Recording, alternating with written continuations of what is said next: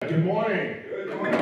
Thank you. Adrian, you sit up front, you didn't get called on. That's all right. Okay. It's a real honor to be here and to thank Peggy for that wonderful introduction. My father would have been very proud, and my mother would have believed every word of what you said.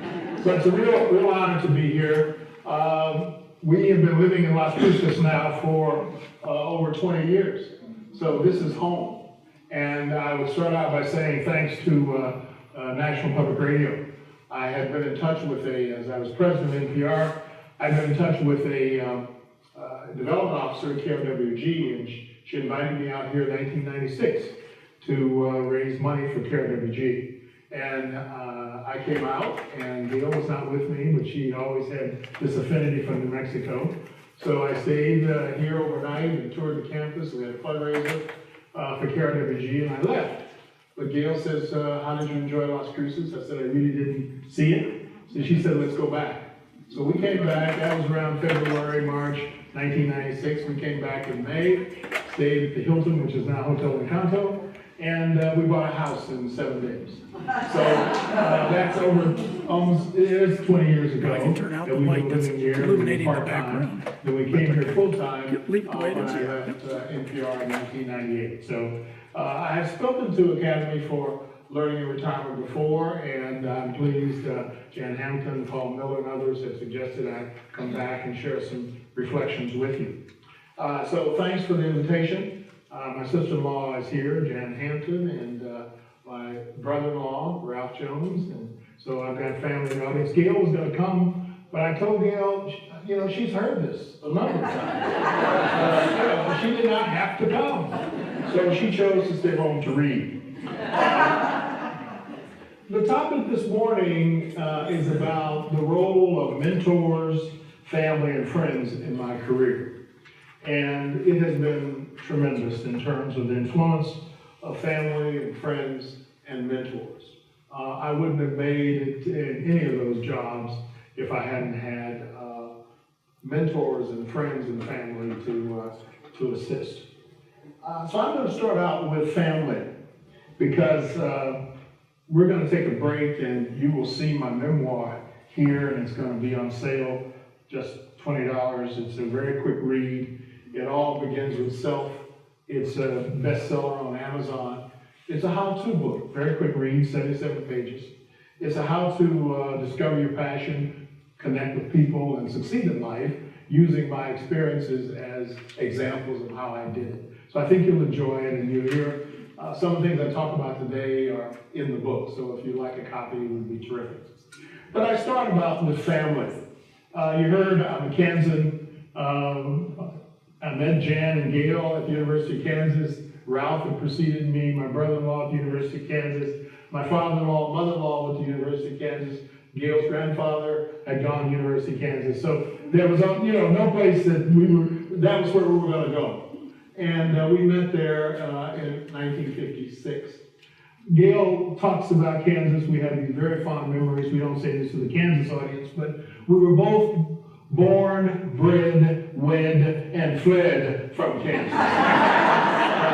But we say that affectionately because we believe strongly that it's a solid place for education and for raising families and for great solid values. And so we have a strong affinity to Kansas and certainly to Kansas University. Let's talk about my family. I grew up in Kansas City, Kansas, born in a small town called Arkansas City, Kansas, very near the Oklahoma border. My dad and mom moved to Kansas City, Kansas. My dad was looking for work, and he found a job on the Santa Fe Railroad.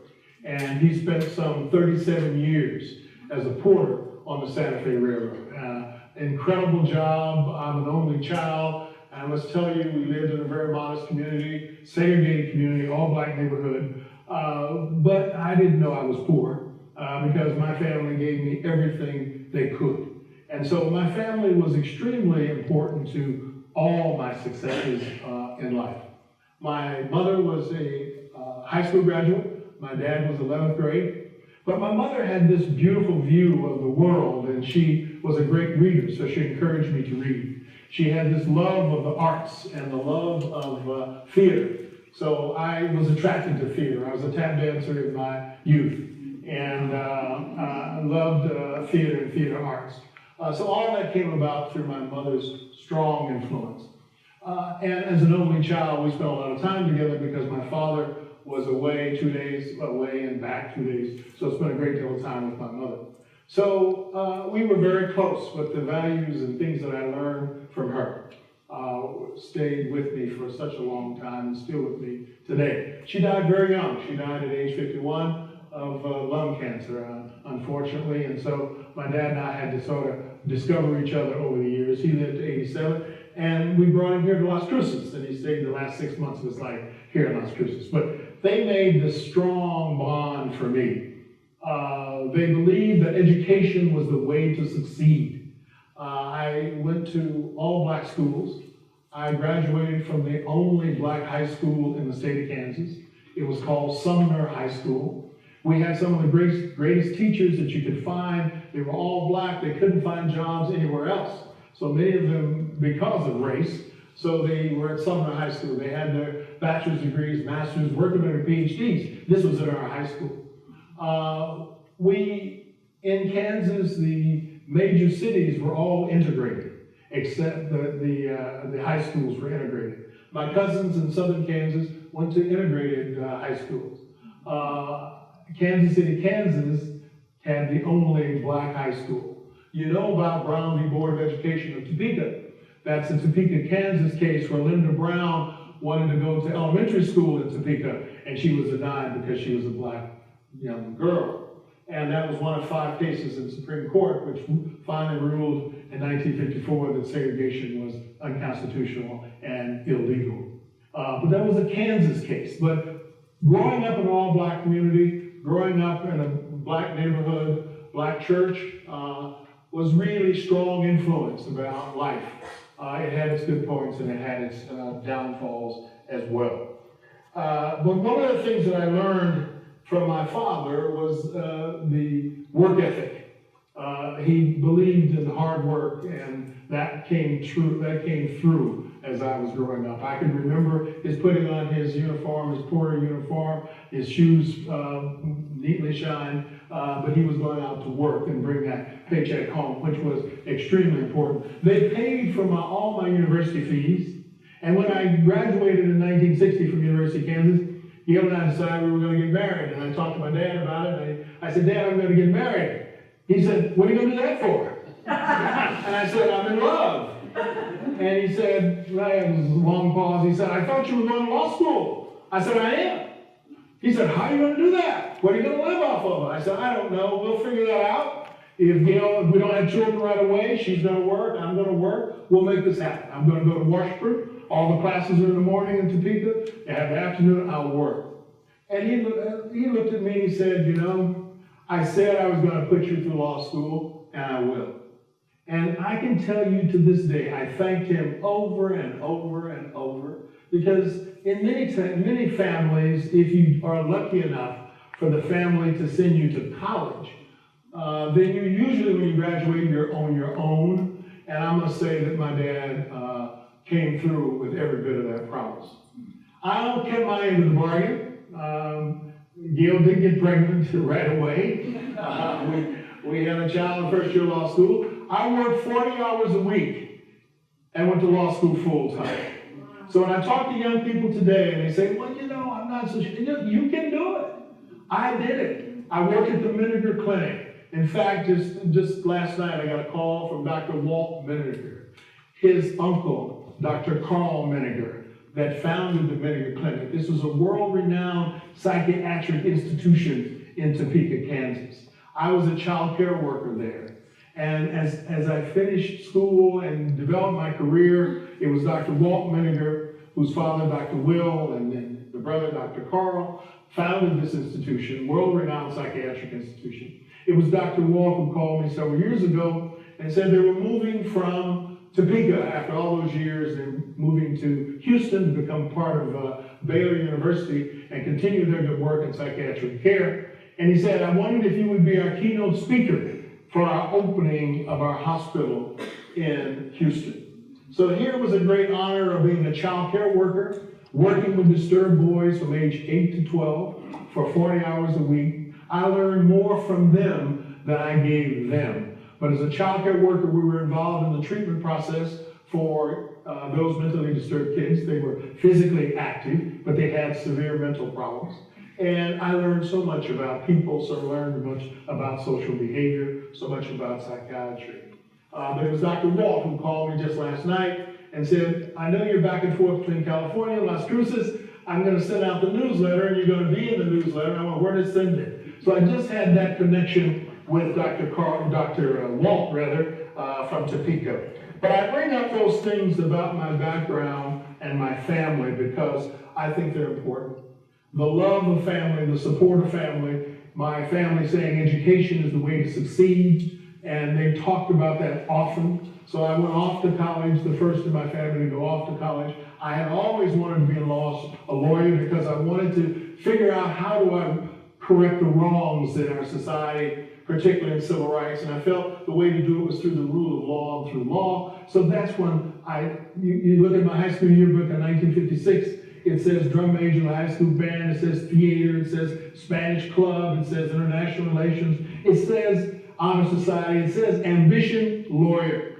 So I graduated from Sumner High School in 1956 at age 17, and 7 years later at age 24, I became a lawyer. So those whole things about focus and direction, you'll read about in my book. When I talk about the family, they stressed education, reading, travel. The church was a very important part of my upbringing as well. I went to the H Street Baptist Church. It was one of the largest Black Baptist church in Kansas City, Kansas. The preacher there was head of the NAACP. He was one of my real role models, except I ran into a little bit of a problem. It was pretty traumatic. I was a part of a TV Teen Town show. Remember the old Dick Clark show? And we had one in Kansas City, Kansas, patterned after the Dick Clark show, called TV Teen Town. And my high school was featured. And so I was there with several of my classmates from high school. They were talking about our activities, and we were dancing on TV. So when I got home, there was a call from one of the sisters and said, Delano, did you know that dancing publicly was against the tenets of the church? And I said, no, I didn't really know that. And so we chatted about that, and she said, if you don't apologize, you probably will be dropped from the rolls of the church. It was very serious and really traumatic. And I must, again, thank my family because my mother was teaching Sunday school in church. My dad was, when he was in town, we were all there for Sunday. I went to the Sunday school and stayed for the church services. We were very active, and I was a young leader in the church. And so it was pretty traumatic, and I had the pastor as my role model, but unfortunately he never called. I got a call from the deacons, I got a call from the sisters, and but I never heard from the pastor. And that was a real downer. But my parents said it was up to me to make that decision as to whether I will apologize or not. And I thought about it, and I didn't feel I'd done anything wrong. I didn't know it was against the tenets of the church, but I didn't feel I did anything wrong, so I didn't apologize. And I was dropped from the church rolls. And my mother lost her job in the Sunday school, and it was pretty traumatic. I'm 16 years old, and it was traumatic. So I went without religion for a long, long time. And then I went off to college and started studying European history, started studying about the Catholic Church. I became very attracted to Catholicism, and I was attracted not only because it has canon law, it has this legal structure, but it had a clear sense of what you could do and what you couldn't do. So I had it caught my eye. I worked on the Great Northern Railroad at University of Kansas, and I was a waiter running from St. Paul, Minnesota to Seattle, Washington. And I always said if I had any problems on jobs, I could always rig tables. That skill would come in handy. But anyway, I started dating Catholic women, came back to KU, and rekindled my relationship with Gail. I met her during my freshman year, but we had not dated. She was a Catholic, and so we started dating, and I converted to the Catholic Church at the time we married. But the church was important in many ways in this life experience. Let's talk a minute about mentors and what mentors have meant to me in this life. And this career. Every step of the way, from Justice Department to the Equal Employment Opportunity Commission, to the Peace Corps in Africa, to Capitol Hill when I worked for a senator and worked for a congressman, to National Public Radio, to the ambassadorship. There were people that helped me along the way.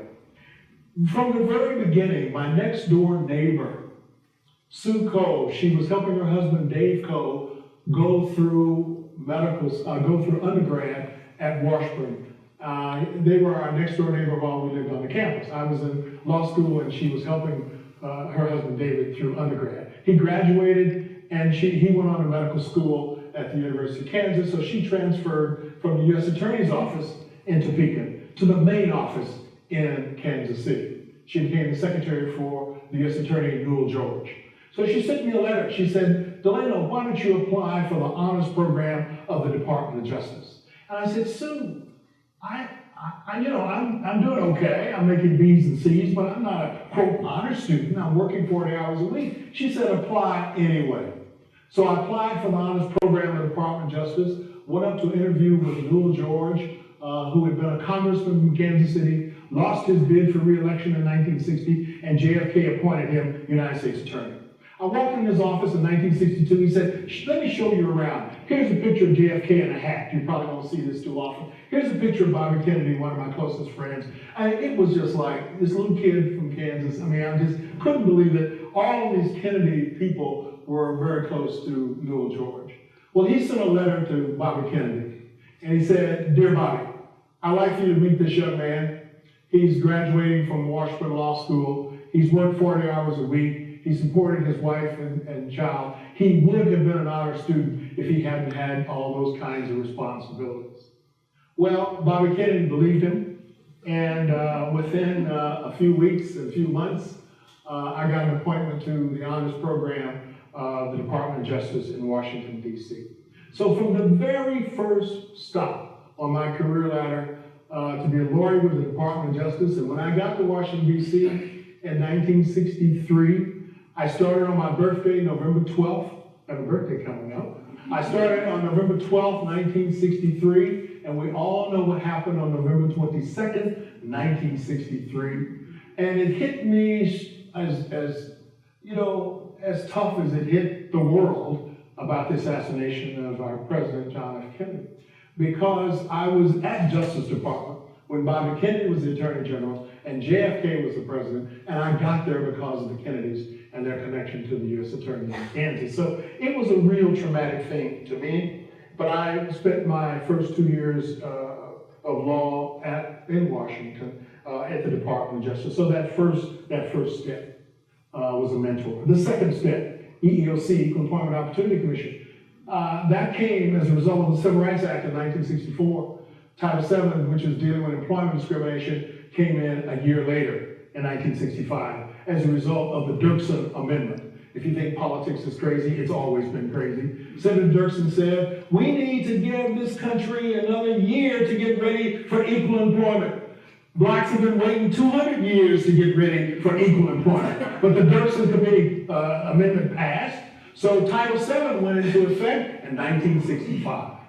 So Lyndon Johnson was the president. He had to appoint 5 commissioners, 3 from the majority party Democrats, 2 from the minority party Republicans.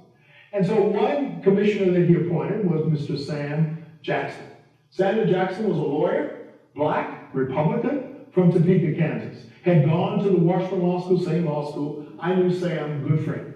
So Sam was appointed by Lyndon Johnson as one of the commissioners to the Equal Employment Opportunity Commission. And Sam told me about his interview with LBJ. He said, I'm in the office, and LBJ looked at him and says, Mr. Jackson, you look awful young. He said, I'll be 36, my birthday, Mr. President. He said, he looked around and talked a little bit more. He said, I see you've been very active in civil rights. You were part of the NAACP Legal Defense Fund. You were on the Brown v. Board of Education case. You've been very active in civil rights. I only got one question for you, Mr. Jackson. He said, what's that, Mr. President?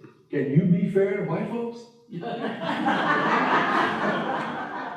Very good question. Yes, I can, Mr. President. Yes, I can. So Sam becomes a commissioner. So here I am trying to get out of Justice Department. I figure dealing with communists and spies wasn't civil rights, and I wanted to get out of justice. And so I made this call to Sam Jackson. Before I could say hello, Sam says, Delano, you been in Washington for 2.5 years, you know your way around, you heard I got appointed to the EOC, and you want to know what I can do for you. I said, that's exactly right, Sam. So anyway, long story short, it was Sam who put together a task force of Justice Department lawyers. 3 of us went to help EEOC get started in 1965. And I was one of those lawyers that came over from Justice to EEOC to help it get started. Sam got me there, and Sam said, okay, you're here now. If this is what you want to do, you're on your own. So I ended up getting a job in the Office of Compliance of EEOC. So I went from EEOC to the Peace Corps, and this is one last story I'll tell you, because I've gotten lots of stories, and we'll take a break here shortly. This story about my Justice Department days and EEOC. I'm at a dinner party in Northwest Washington of a Justice Department colleague. And he was a wonderful guy. He took to us young lawyers who had come into the division. And I must tell you then one important fact, that when I got to Washington, there might have been 1,000 attorneys in the Department of Justice. There were only 10 blacks in all of the Department of Justice. I was one of 10 blacks in 1963. But in any event, this lawyer had a dinner party at his home in Northwest Washington, and Gail and I were invited. Wonderful dinner and wine and so forth, wonderful. And so this lady leaned across the table, who was sitting across from me, and she said, how would you like to go to Africa? I said, Africa? I'm just out of Kansas. That's exactly what I said. I said, how can I go to Africa? She said, with the United States Peace Corps. I said, Peace Corps? This is 1966. I said, it started about 62. I said, how could that? They're usually young people, volunteers. I'm married. I now had 3 kids. And how can I do this? She said, you can go as Peace Corps staff. Here's my card. It said, Cynthia Courtney, desk officer, West Africa, United States Peace Corps. In Washington, D.C., the network is there, and the town is still today full of lawyers.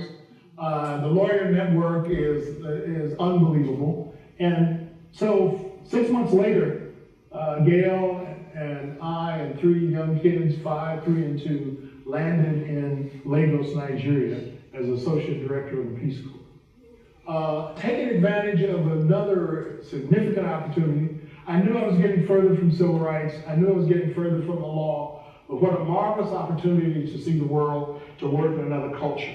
All that came about, again, because of a friend. Cynthia Courtney and I stayed friends for a long time, and that experience was incredible. We spent a year there and had to evacuate because of the civil war in Nigeria in 1967. I was involved in 2 evacuations, one from the east, which became Biafra, and then the Midwest, where I spent a year.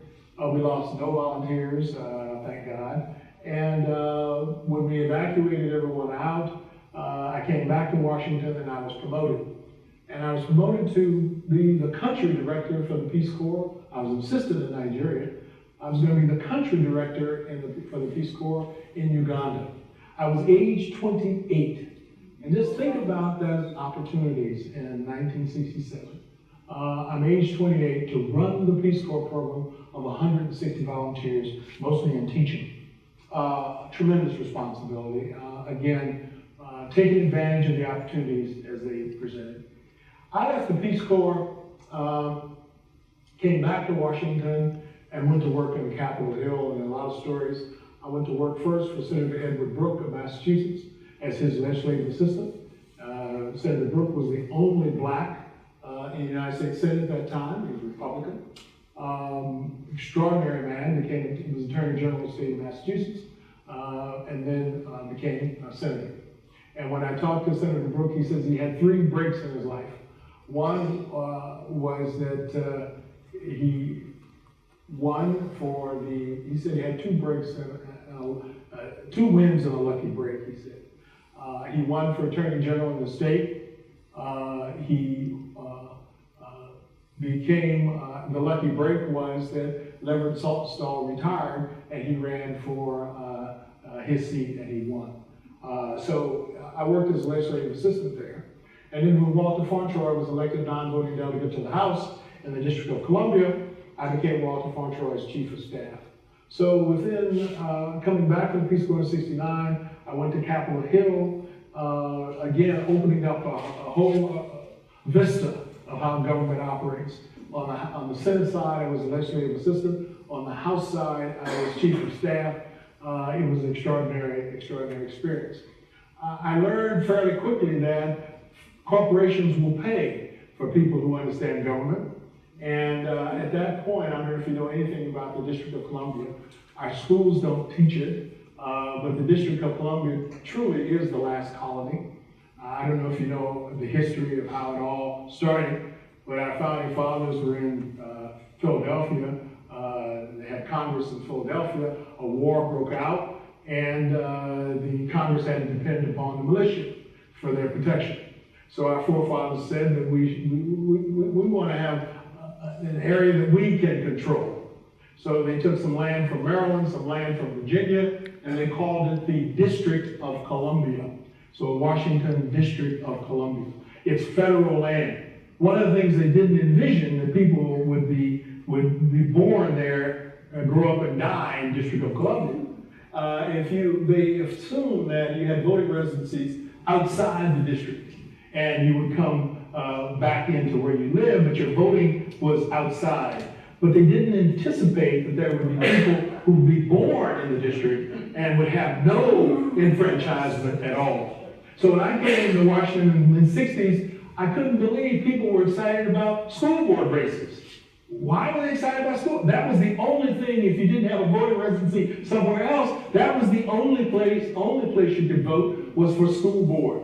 But later, Congress passed another law which gave the district citizens the right to elect, to vote for president, vice president of the United States. Think about it now. We talk about constitutional law. It's come out in all these electoral races right today. Think about the District of Columbia. At that time, there was over 750,000 people. They couldn't even vote for president, vice president of the United States until that was passed in 1968. They had no representation in the United States Senate, no representation in the Congress, and so finally in 71, I think it was, 71, they passed a non-voting delegate bill to the House. So you could be elect a non-voting delegate to the House of Representatives. And that's when Walter Fauntroy ran for that office. He was a confidant of Dr. Martin Luther King. Jesse Jackson, Andrew Young, and Fauntroy were all black ministers supporting, writing speeches for Dr. King. Well, Walter Fauntroy ran for that office and was elected in 1971. So just today, that's why DC is still called the last colony. You can vote for school board, you can vote for vice president and president of the United States, but you've done no representation in the United States Senate. And a non-voting delegate, you could, Eleanor Holmes Norton is a delegate, civil rights activist. She's been the delegate now, she succeeded Walter Fauntroy. She's been there over 20 years. Eleanor can vote in committee, but she can't vote on the House floor. So that's the District of Columbia. That's our democracy when we talk about issues today. Think about it. DC, the last colony. I'm going to finish up here in a few minutes, and then we'll have time for any questions that you want to ask, and we'll proceed. I want to talk a little bit about my corporate life, and I may have a little time to talk about NPR and the ambassadorship, but maybe we could spend some time and I can answer some questions. But I think the corporate life is a very, very important piece of my life, which I didn't envision. I really thought that I would be a public servant. I really thought at one point I'd be a politician and I would run for office. And so that was always in the back of my mind. It wasn't always what Gail wanted in this relationship, but it was always sort of in the back of my mind. So when I left, I left Walter Fauntroy's office in '73, and that's another story I wanted to share with you. And the reason I went into the whole business of home rule and DC being the last colony, that unlike any other place, if you had your business in Washington, D.C., it's still the case today that you have to go to the Congress, because Congress has control over the District of Columbia. So just like the state of New Mexico, if you had a business, there's a regulatory commission here, there are state laws and regulations. So if you're a business, you're going to deal with the state agencies. If you've got a business that's headquartered in the District of Columbia, you've got to deal with Congress. And usually the committee was the District of Columbia committee that you had to deal with. And so there was a lobbyist he was really a high-level executive, an assistant vice president from Chesapeake and Potomac Telephone Company. And he would come up to Capitol Hill because that was the place that he had to talk to about his business. And he would also go to the district committee because they had oversight over business. And so his name was Chuck Weichel, and Chuck was from Michigan, and he would come up to talk about his business. C&P Telephone Company was a multi-state company. It was C&P of Maryland, Virginia, West Virginia, and the District of Columbia. The 4 companies of the 22 of the old Bell system. Now, we're not talking about AT&T of today. We're talking about AT&T back in the 70s and 80s. And so he would come up and he would talk to the legislative assistant, who was also a Michigan grad. And Harley said to me one day, his name was Harley Daniels, the LA, he said, have you met Chuck Weichel? I said, no. He said, Chuck is from Michigan, and we talk about Michigan politics and so on, and Michigan University, and he said, he's with the telephone company, and he's very high on you. I won't be surprised if he would invite you to lunch. Well, lo and behold, Chuck Weichel did introduce himself, and he did invite me to lunch. So we went to lunch, and he said, I've been following your career, and I'd like to interest you in coming to work as a senior manager, or a manager with C&P Telephone Company. I had never been in the business world before. He said, here's the thing. One day there's going to be home rule in the city. One day there's going to be an elected mayor. One day there's going to be an elected city council. One day there's going to be a regulatory body over utilities like the telephone company. And we don't have anyone high enough in our company to give us advice or lead us when this new world emerges. And we'd like to interest you in coming. Fascinating. So we talked, and he made an offer. And he made an offer of more money than I'd ever thought I'd see in life. So I went home to talk to Gail about it, and I said, I got this opportunity. I'm going to be public affairs manager for C&P Telephone Company of the District of Columbia if they hire me, and they're going to offer me X dollars. And many of you know Gail, she's pretty tough. She said, ask for more. Now, you know, I'm just back from Peace Corps and then Capitol Hill, and I'm making pretty good money, and this is terrific. And Gail is saying, ask for more. So I thought about it, and I usually take her advice, and I did talk to Chuck about more. He didn't blink an eye. I got the salary that Gail said that I deserved.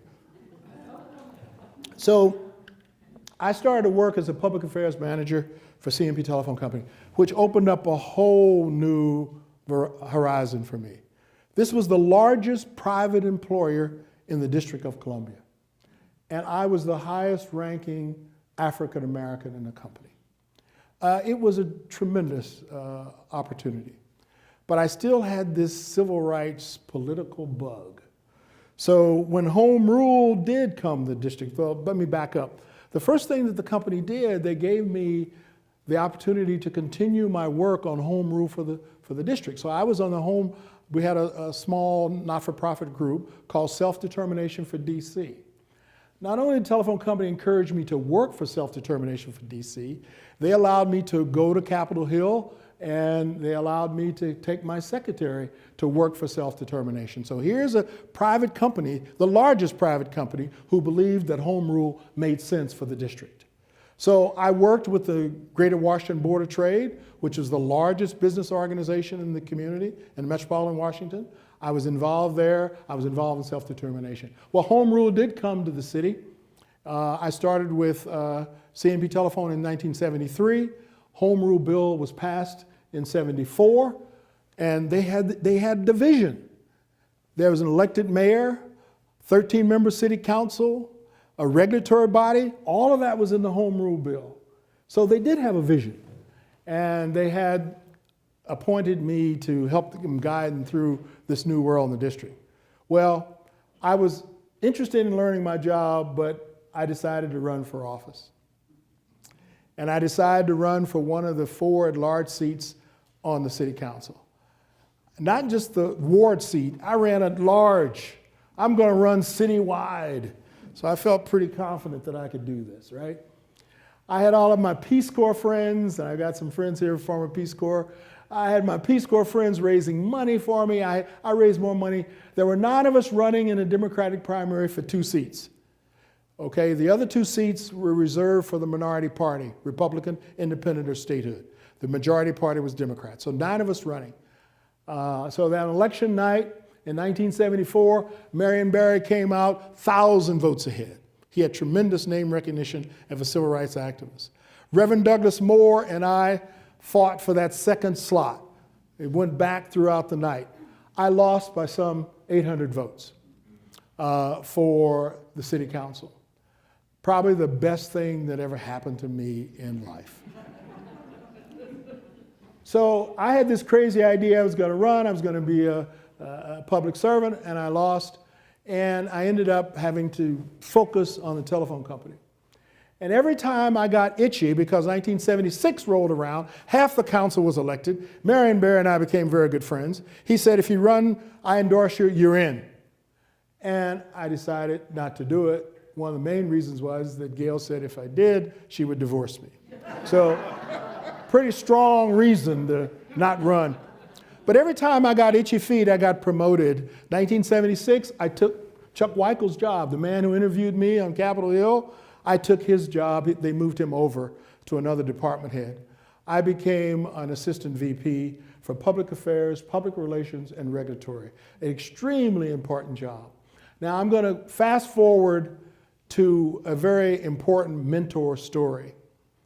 Once I became an assistant VP, my mentor was Ralph Frey, who was vice president of the company. And Ralph really believed in me. Ralph was Chuck's boss. So Ralph was the one who was running all of CNP of the district. He was the one who pushed Chuck Weichel to find me. So he was the one, and it took me a while to realize it, he was the guy who felt I had a lot to give to the telephone industry. So it took me a while to figure all this out. I'm a little slow learner. Ralph had me in his office, had my office right next to his. And you know, it took me a while to know that he had great plans for me. Now I talk about Ralph because he really turned things around and made affirmative action work. Ralph Frey was white. He was from Maryland. He was an extraordinary people manager. He saw good in everybody. He decided in his head, with the support of his corporate leaders, that CNP Telephone Company of the District of Columbia should be run by a black. He believed that in a city that was over 70% black, the school system at that time was over 90% black, he really believed the city council that was elected was predominantly black. Ralph felt that the telephone company should have one of its highest leaders an African American. So what did he do to put that into motion? Because he just didn't say this African American, that. What he did was he systematically made it happen. Lee Satterfield was the assistant general counsel. What Ralph did was position Lee as assistant, brought him in from AT&T, positioned him as assistant general counsel, so when the general counsel retired, Lee would become the general counsel. He'd become a department head. That happened. He took me from a public affairs manager and made me an assistant vice president. I was in line to become a department head. I was a department head. Ed Singletary from AT&T was in finance. Brought Ed in as assistant controller. When the controller, after several years, he moved the controller to another job, he made Ed the controller. There were 3 black department heads reporting to Ralph. One of us would succeed him. There were 10 black department heads in all of the Bell system. I'll say that again. The largest corporation in the world, this is in the 70s, AT&T, there were 10 black department heads. 3 of them reported to Ralph Frey. Strong, courageous leader. And to make that long story short, I was the one that Ralph chose to succeed him as vice president.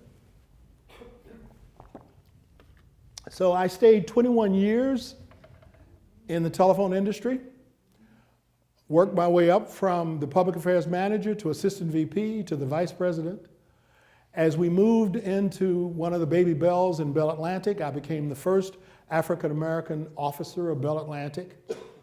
One of the baby Bells. They merged with NYNEX, another baby Bell, and became Verizon.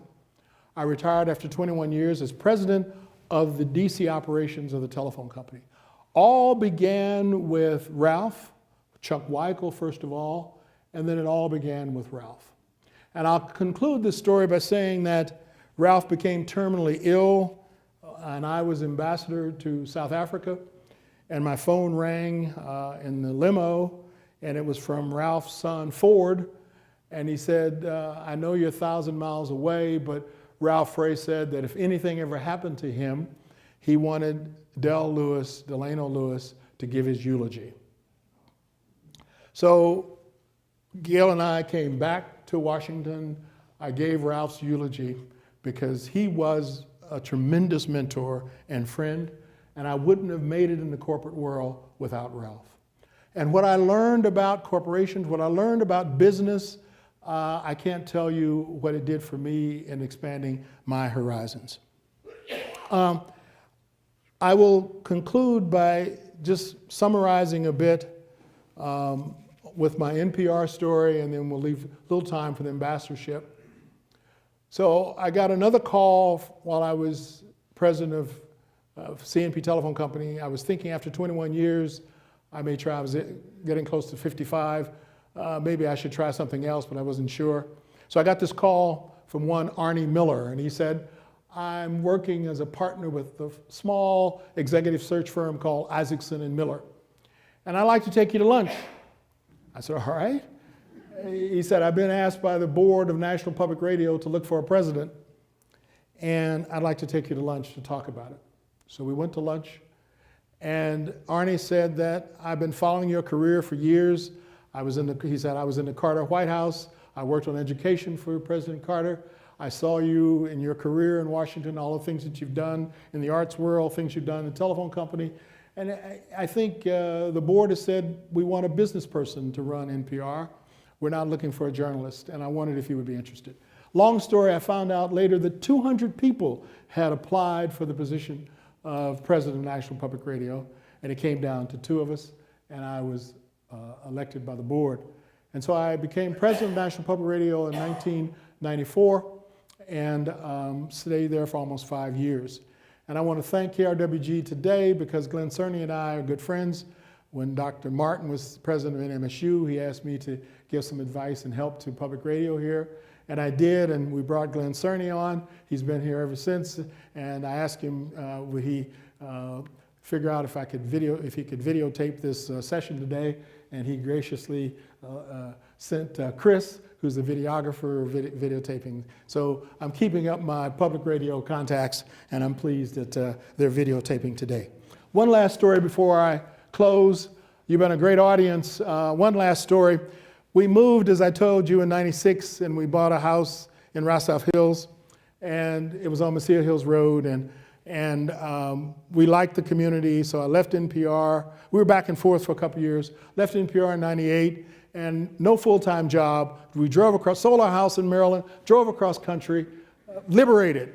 So we got here, and the house seemed awful small now that we both were here full-time. So we decided to look around, and we found a house a little up the road in Messiah Hills. And I had boxes all around, but the phone was still working, the landline. This was in 1998, and the phone rings. And Gail answers it, and we're standing next to each other, and she hands me the phone. She says, "Vice President." So she didn't say Vice President who, which was good. So the voice comes on the line, "Dell, this is Al." "Oh, Mr. Vice President, what do I owe this honor?" His voice got very official. He said, "I'm calling on behalf of President Clinton, and the President would like to nominate you as the next United States Ambassador to the Republic of South Africa." I said, "What did you say, Mr. Vice President?" I had no idea I was being considered. I had no idea this was happening. So I turned to Gail. I was half in tears. I said, the President would like to nominate me as the next United States Ambassador to South Africa. She did this. So I went back to the phone. I said, "I accept, Mr. Vice President." He said, "Congratulations, you're here from State Department." Click. Well, that changed our life. Within hours, things start coming through the mail with all kinds of forms to sign for State Department. It was incredible because once the president nominates you, you have to be confirmed by the Senate. It took me 11 months to get confirmed because of all the politics about nominations, and so things hadn't changed. So I got the call in December '98. I didn't get the official nomination from the White House until June '99. I didn't get the hearing before the Foreign Relations Committee until September '99. And so I didn't know if this was ever going to happen. And finally, Carol Moseley Braun was being considered as ambassador to New Zealand, and Jesse Helms said, "Over his dead body." And I said, "Oh my God, I'll never get confirmed." So finally, Senator Braun got confirmed, and sort of the floodgates opened, and 9 of us were going to Africa for ambassadorships. 5 of them got approved, 4 of us didn't. I didn't get approved. So I said, what is going on? I kept calling State Department. I'm still here in Las Cruces, calling the State Department. They didn't really know. And finally they said, "Oh, we think that the 5 that got approved," you'll get a kick out of this because this is really foreign policy, 5 of them that got approved had school-age children. So they had to get them to the post. You don't have any school-age children, so you weren't confirmed. So anyway, it took another month or so, and then finally I got confirmed. It took 11 months, and I got confirmed in November 1999. In December 1999, we landed in Johannesburg. It was a fantastic experience. Usually ambassadors are 3-year terms, but with change of administrations, you have to submit your resignation. So we knew that by the time we got there, the election of 2000 was coming, and that if the Democrats didn't get in, I would have a short tour. So Gail and I packed everything into 2000. We went to all 9 provinces. We got to see Lesotho, Swaziland, Botswana. We went to every province in South Africa. I had a chance to meet President Nelson Mandela. I gave my credentials to President Thabo Mbeki, and then I called on Nelson Mandela, and I saw him on several occasions. And my sister-in-law Jan, along with 2 of my grandsons, got a chance to meet Nelson Mandela on one of my visits to his office. South Africa was a tremendous experience. The embassy was a very important embassy. It was the hub of the American foreign policy. It was an extremely important bilateral relationship. We had about 4,000 people in Pretoria at the embassy. And we had consulates in Durban, in Cape Town, and Johannesburg. I had a home in Cape Town where Parliament met. I had a home in Pretoria. It was an extraordinary experience of a country that had just come out of apartheid with Nelson Mandela with 1 term, and then Thabo, he stepped down in '95, and Thabo Mbeki, his deputy, succeeded. So it was a marvelous experience. It was cut short. I did get extended a bit by the Republicans. I knew Dick Cheney, and I knew Colin Powell, who was then the Secretary of State. So many of my Democratic colleagues were gone, but I was there another 6 months. So I was there a year and a half. It was a marvelous experience. I will close by saying to you that election is tomorrow. I know if you haven't voted that you will. It's extremely important that you vote. It's extremely important that we bring this country back together again. I think it's been a very divisive campaign on many, many levels, but I have very optimistic hope about America. I believe that we will right the ship and move forward, and it will happen. I gave a speech recently on race and race relations in America and what we could learn from South Africa, and I talked about the Truth and Reconciliation Commission that came about in South Africa where they confronted apartheid. We have not really confronted our issue of slavery in this country. We haven't really put those things out on the table, and we're going to have to do that. And I talked about 3 important ingredients for bringing us together in this country. One is dialogue, that we have got to talk to each other, different races, different people, different cultures. But the other important ingredient is listening. You know, we can talk, but we don't listen. We don't listen, and we don't have respect for others. We don't have respect for differing opinions. And so dialogue and listening, and the final piece is understanding.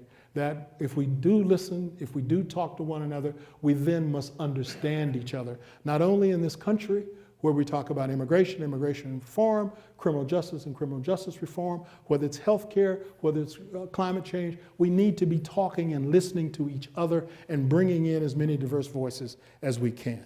I have every hope that we will.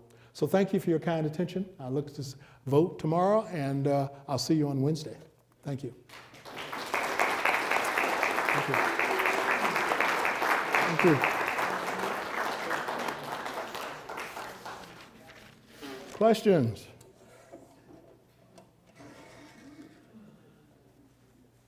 Yes? What advice would you give to a young person today who is trying to figure out what career direction to take, what values to espouse, how to deal with some of the unrest in this country and the world? That's what I've been spending my time over the last year or so. Excuse me. Will you repeat the question? Okay. For people in the back in here? The question essentially was, what advice will I give young people, or generally for a person who's pursuing a career in terms of values and direction, what advice will I give them? And I was answering the question by saying this is what I've been doing, and a lot of this comes out in the book. I talk about the first piece of advice, particularly for young people looking at careers, is to do a self-assessment. And I talk about that in the book. Look at yourself honestly. Who am I? What am I about? What are my strengths? What are my weaknesses? What are the things that I do well?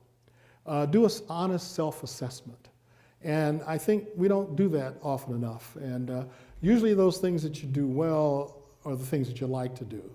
And then you need to figure out, is there a way that I can be productive? Is there a way I could find a job? Are there ways that I could capitalize on my strengths? And the second piece of advice is strong educational skills base. You can't do anything in this capitalistic society unless you have a skill. It's just absolutely basic. And you don't have to have a master's or bachelor's, I mean, a PhD. You know what that means. You know what BS stands for, right? You know what the MS stands for? More of it. You know what PhD stands for? Pile higher and deeper. So you don't necessarily need all those degrees. What you need is skill. You know, be able to do something, be able to be productive. So those are the things I talk about. And then once I say, once you get a sense of who you are, self-confidence that you can achieve and that you can do, a focus on a direction, then it comes hard work. That hard work and perseverance, that nothing takes the place of hard work, but focus is extremely important. And so again, I'd carry the person through each of those steps, get them to understand their direction. I also talk about taking risk in the book, that I took several risks. The biggest one, I think, one of the big ones was moving from a legal career to a more administrative career in another culture when we went to Africa, to Nigeria and Uganda. A big, big risk. Move outside your comfort zone. You know, sometimes we get stuck because these are the things we know. These are the things we're comfortable with. So my advice is sometime explore, move outside your comfort zone. Take some risk, but always keep your eye on the ball. My last piece of advice is life is learning how to deal with plan B, because plan A very rarely works. So success is having plan B, sometimes C and D, but that's the key. So those are talked about in the book a lot in much more detail. This may not be related to your talk today, but back in the days of draft boards in the 60s, did DC have a draft board? Or did someone living there join the draft of another state around the area? Good question. I may have to go look that one up. My hunch is they probably did. But I'd have to look it up to be sure.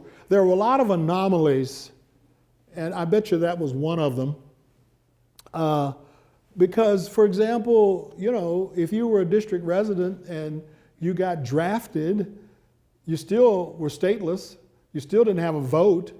So a lot of those things were anomalies. So I would venture to say there probably was a draft board. I can't imagine not. I can't imagine Virginia and Maryland having some say over the district. I bet there was a district. I'll find out for sure. On Wednesday, I'll let you know. But I bet you there were.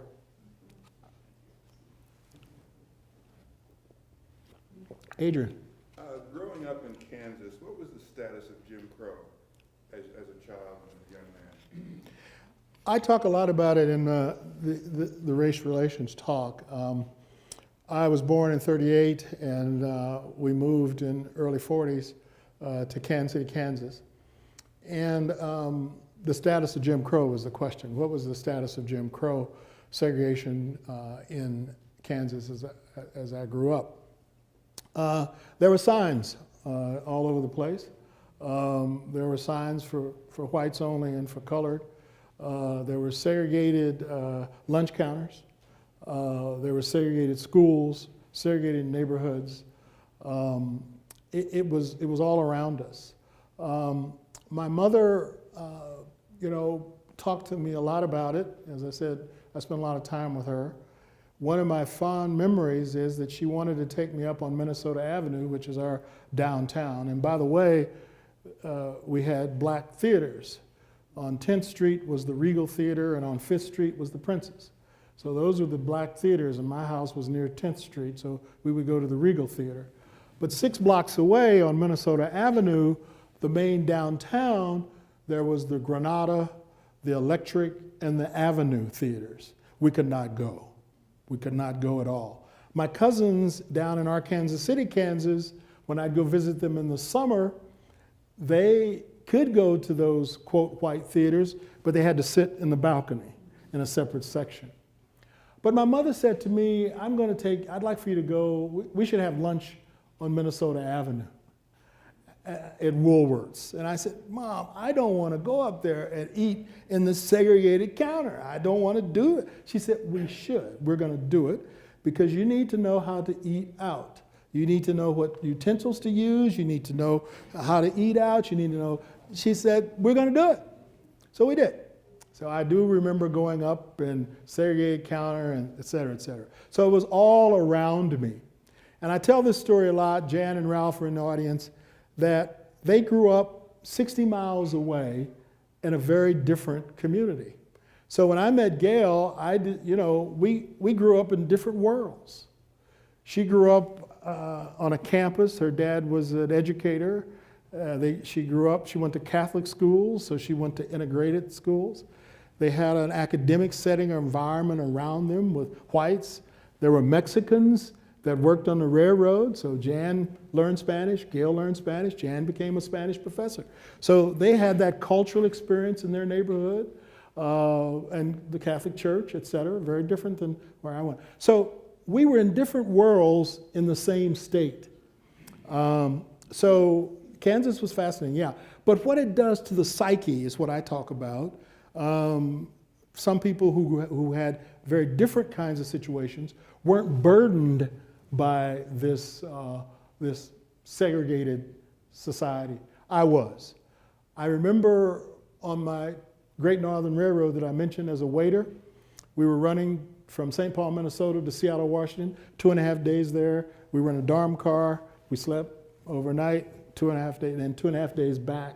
One of the best jobs I had. But when we got to Seattle, I asked one of the older waiters, because we had a 6-hour layover. And so as I was leaving the train, I asked him, I said, "Can I talk with you for a minute?" He said, "Sure." I leaned over and I said, "Where can we eat?" He said, "What?" I said, "Where can we eat?" He said, "Son, we're in Seattle, Washington. You can eat wherever you want to eat." Psyche. Growing up in that environment, what it does to you, what it does to the oppressor, it is awful that, that you don't have that kind of inclusiveness. When I talked to Nelson Mandela, one of the things that I will always remember, at the time I was there, he was working on the Burundi crisis, and there was an upheaval in the country of Burundi. And he said to me, I'm back and forth between South Africa and Burundi. He said they've got 16 political parties. And what I'm trying to do is to get everybody at the table, because we're not going to make any progress until we get everybody there. He believed in inclusiveness, and that's what's not happening here. One of the other major things on race, when I, as I said, went to an all-black high school, had never gone to school to whites until I went off to the University of Kansas. But my principal, who happened to be my next door neighbor, another mentor of mine, he lived across from me, appointed me, along with my good buddy, to be delegates to Boy State. And those of you who know about Boy State and Girl State, that's in my book, American Legion Government in Action Project, where you set up city governments, county governments, state governments. Well, there were 500 boys from all over the state of Kansas, mostly white. And my buddy and I, were one of the few minorities at Boy State in 1955. And so I wasn't sure, could I measure up? I had not gone to school with whites. Could I measure up? And, just sort of nagging, thinking about it. Well, I took to it. I was drum major of the Boy State Band. I ran for mayor of my small town and was elected. I ran for Supreme Court Justice and was one of the 7 Supreme Court Justices. I had a ball. It was the beginning of my feeling of self-confidence and self-worth, that I could compete, I could do it. So that's my personal experience that I share. I went back to Boy State as a counselor the following year, the next 2 years. And then just a few years ago, when Kathleen Sebelius was governor of Kansas, we were very good friends. I was called back to Boy State, spent some time with Governor Sebelius, and then I gave a speech at Boy State, and I was there 50 years from the time I was there. So it must have been 2005. I was speaking to Boy State in Manhattan, Kansas, and I told them the story of my experience at Boy State. It made a big difference in my life. Yes? Did the people of Kansas, the black people of Kansas, ever think about moving to Iowa during that time? I was growing up in Iowa at that time. I went to school with black kids all my life, and they were my friends. Didn't they sort of think about if they would move just a little bit further north, they would have a different life? Well, I can't speak for all the black people in Kansas at that time, but I can tell you they probably didn't know where Iowa was. And I'm not being facetious. I mean, you're in this community and you're confined, and I think what happens is that you're going to try to face the circumstances that you're in, and you're going to try to make where you are. And I know you asked that question in good faith, but you're going to try to make where you are a better place. And that's what I think many people were about in Kansas. And Adrian asked a question on the break about, did Kansas come in a slave state or a free state? And that was the Missouri-Kansas compromise, I think, that Kansas came in a free state and Missouri came in a slave state. I told him another important question was, Kansas came in dry, Missouri was wet. I didn't know anything about bars growing up either until I went across the river to Kansas City, Missouri. But I think that, and also many blacks in Kansas were Republicans. Sam Jackson, I told you about on the EEOC story, Sam was a Republican. This was the party of Lincoln. Abraham Lincoln, who freed the slaves. So there were many blacks who were Republicans in Kansas. My dad happened to be a Union man. I didn't tell that story.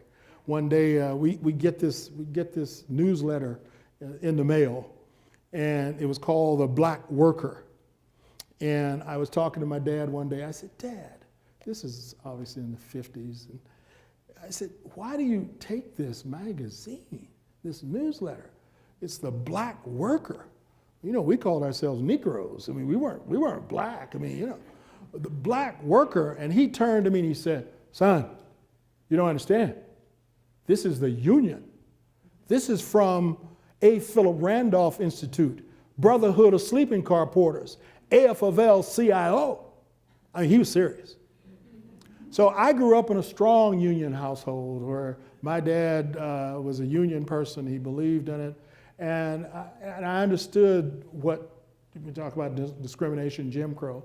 My dad was a porter, but the designation was chair car attendant, which meant a day porter. The sleeping car porters, they would attach the sleeping cars onto the other cars, and you had sleeping accommodations for days at a time. So a sleeping car porter was out weeks at a time. My dad had short runs. He was out days at a time. But he could only be, they finally made a classification of porter brakeman. He could not be a conductor, and he certainly couldn't be an engineer. There were very limited opportunities for him in that system. But he believed strongly that the union were going to make things right for what he was doing as a chair car attendant. Strong, strong believer. So anyway, to answer your question, folks in Kansas want to make Kansas better, and many of us made an effort to do that. Well, there was also a Missouri grandmother living in the same household.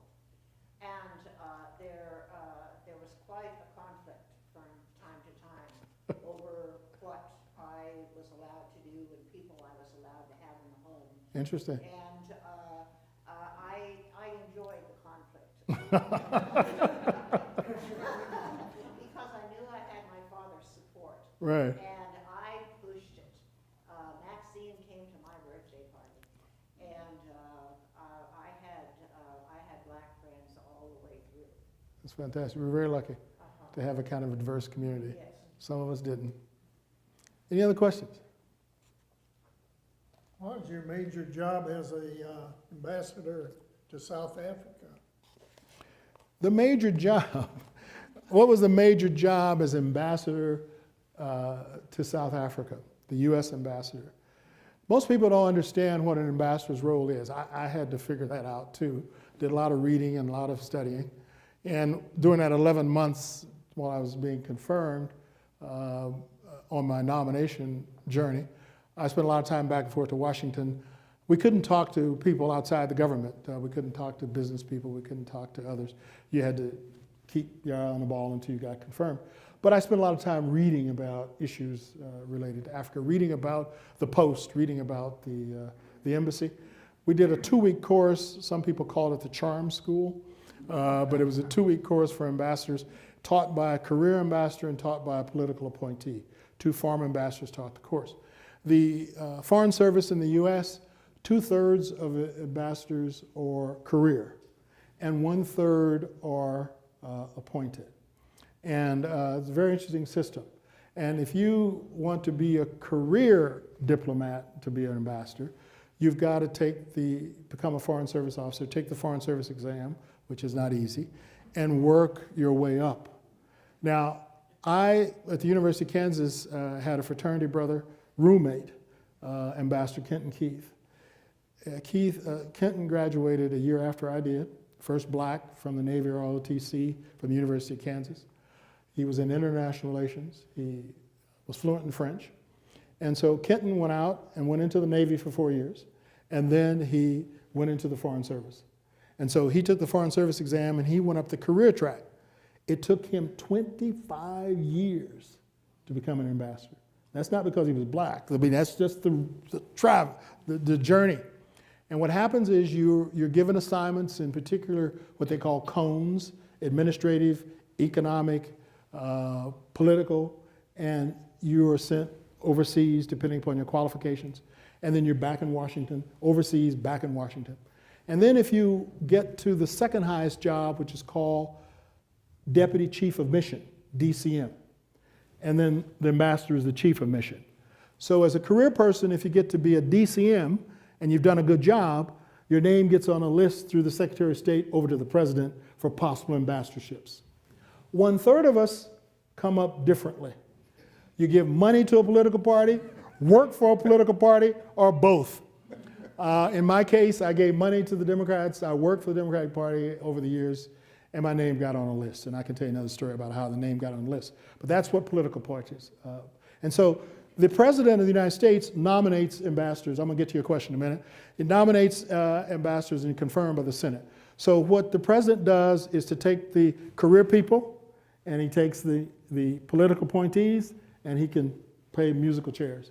If he has a friend that he'd like to be the ambassador to Mexico, and there's a career person who's ambassador to Mexico, he can take that person and point he or she to be ambassador somewhere else, take his good friend who's giving him a lot of money, or et cetera, and he becomes ambassador to Mexico. So the president has that kind of authority, and it has to be confirmed by the Senate. I say all that to say to you that I was a political appointee during that 2-week course where we learn about issues and how to be an ambassador, et cetera, taught by a career and taught by a political person.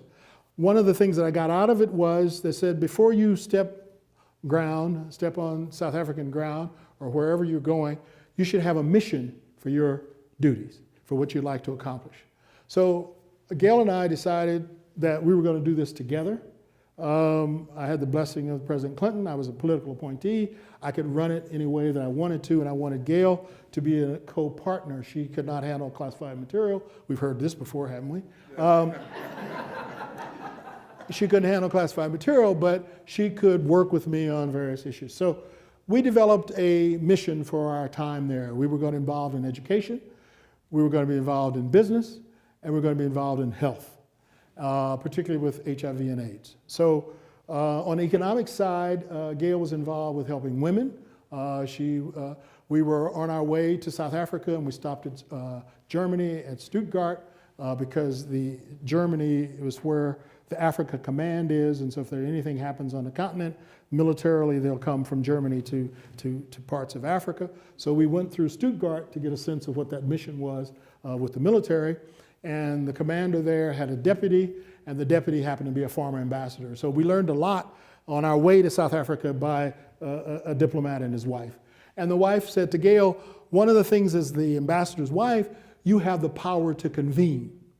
Don't forget it. You have the power, as the wife of the U.S. ambassador, you have the power to convene. So we never forgot that. So when you say you want to hold a meeting, they will come because you are the spouse of the U.S. ambassador. So being a representative, to answer your question, what you do, most people don't understand that you are representative, you are the president's representative in the country that you serve. That's why my hat's off to career ambassadors, because they work for several presidents. But you have to understand foreign policy. You got to be able to defend foreign policy because that's your role. You are the president's representative. In my case, I was very much in sync with President Clinton. So that was very easy for me in terms. But you are the president's representative.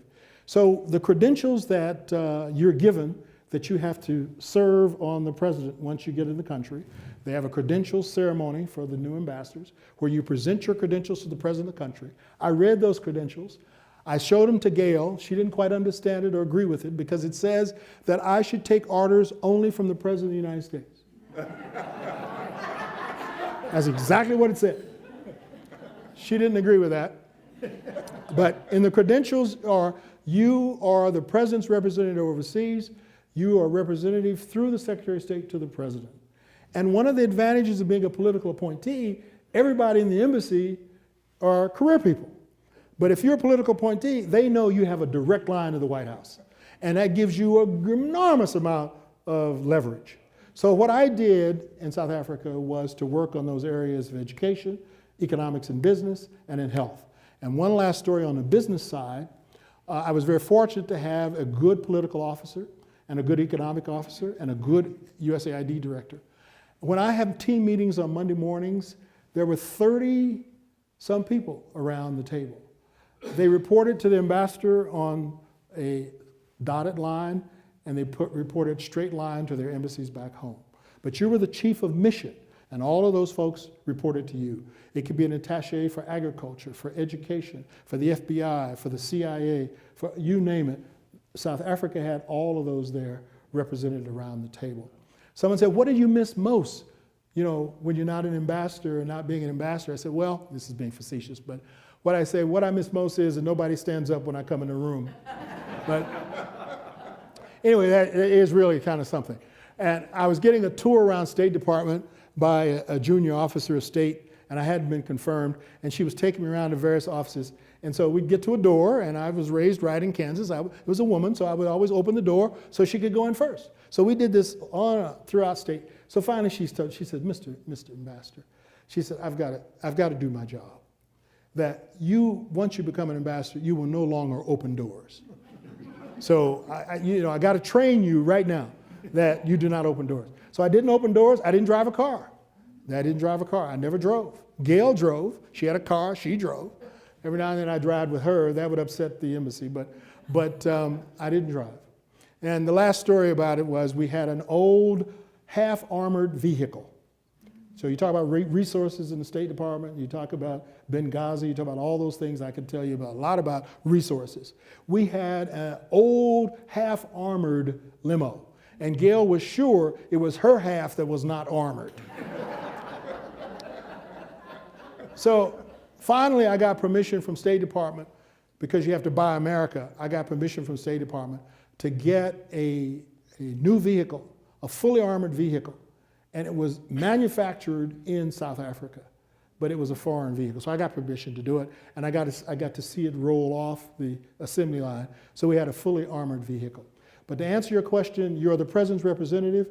You have to report back to what you learn and see. Then you receive information from State Department. Sometimes you have to go to the government to tell them U.S.'s position. They call that a démarche or a direction. You can give a démarche by reading it to the president or to the foreign minister or whoever, or you can give it in your own words. Sometimes you have directions from the president or from the Secretary of State to talk to the government. So you are the president's representative and the liaison from the United States. Thank you. Welcome.